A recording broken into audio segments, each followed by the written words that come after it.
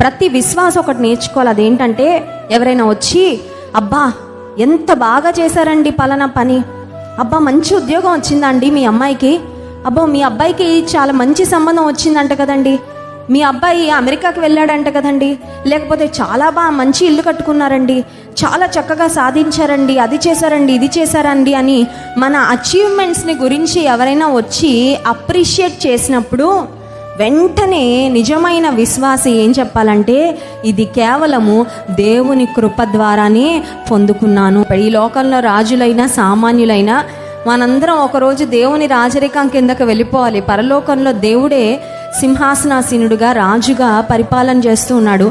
ఆయన అధికారం క్రిందకు ఒకరోజు మనందరం వెళ్ళాల్సిందే. ఈ లోకంలో ఉన్నప్పుడే దేవుని అధికారం కింద బ్రతకడం నేర్చుకుంటే ధన్యులం. ఈ లోకంలో దేవుని మన రాజుగా కలిగి ఉండకపోతే పరలోకంలో మనకి ఎంట్రన్స్ అయితే ఉండదు.